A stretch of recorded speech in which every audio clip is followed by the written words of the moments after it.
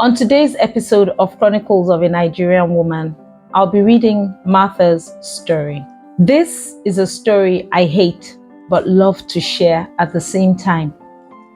It's the story of my death and my rebirth, and I hope it inspires hope in someone. I am a pastor's daughter. I have a younger sister. My parents were not overly strict. They taught us the scriptures and were more particular about our thought process than forcing us to conform to a code of conduct. I was closer to my dad than my mom growing up, but my sister was tied to our mom's apron strings. I was the free-thinking one in our family. I hated following the crowd. I questioned everything, and I only did what I thought was right. My dad was very patient with me. He answered all my questions and he let me know that I could always talk to him about anything, no matter how absurd. And I did. But I always felt that his answers were too colored by the Bible. I believed the Bible, but I wanted to have my own faith and not just take what my parents said. My dad told me he had been through his own season of rebellion as a teenager, but it was hard to reconcile my father, the preacher, with the image of someone who understood the world, especially when he always spoke of getting born again at the age of 19 in his second year of university. As far as I was concerned, he only saw things through God-colored lenses, and he did not understand the challenges of the real world. So I took his perspective and teachings with not just a pinch, but an ounce of salt.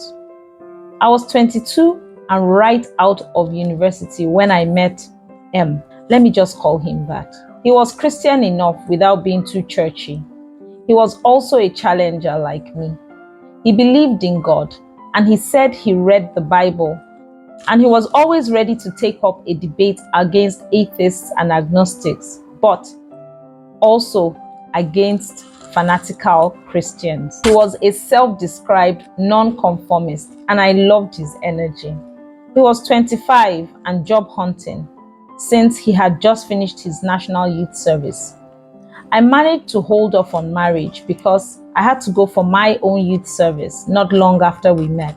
The pressure was on because he was pushing me for physical intimacy, and I was resolved to hold off until marriage, because I knew the dangers of that. But there was so much tension when we were together. We did a lot without actually going all the way, if you get what I mean. And I was the one who always had to pull away from him.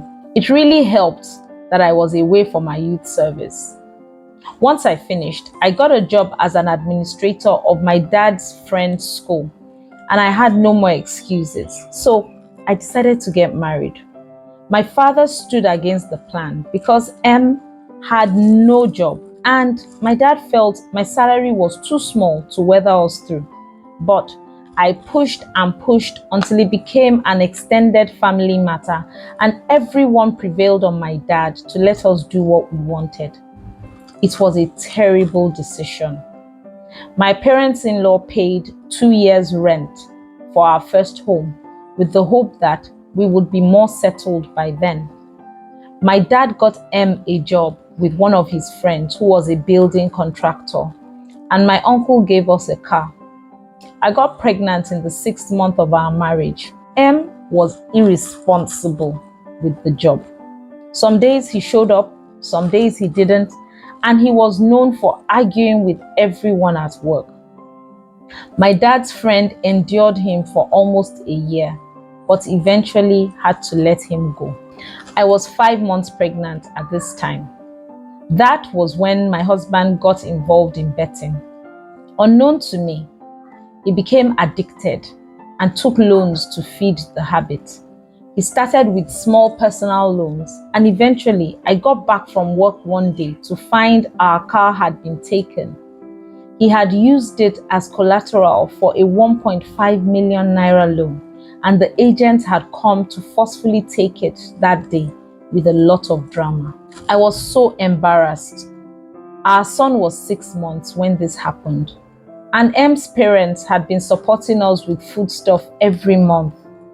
When I challenged him that day, he beat me up. One of the neighbors called my father and he came to pick me. My dad cried like a baby. He told me he had known that M was clearly an irresponsible person, but I had forced his hand.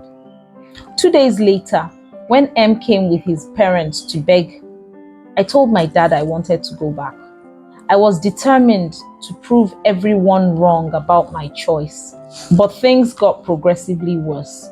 We argued so often, and he beat me again about 3 months after the first incident.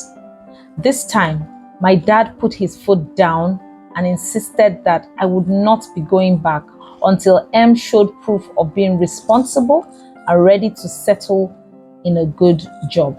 That was how I moved back to stay with my parents. I felt so bad because I knew the embarrassment I brought to my father as a pastor.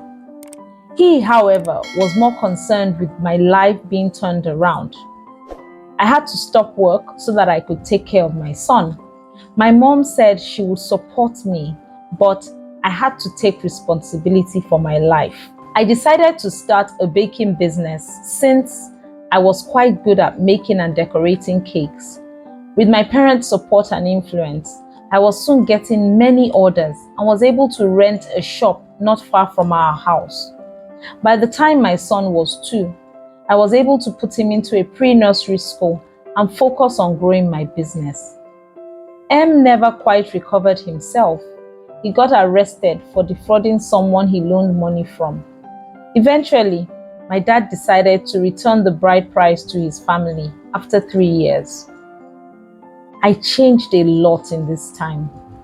I came to understand several of the things my parents had been teaching me as a teenager. I was more open to the scriptures, and I learned that the Bible is as relevant today as it was when it was written.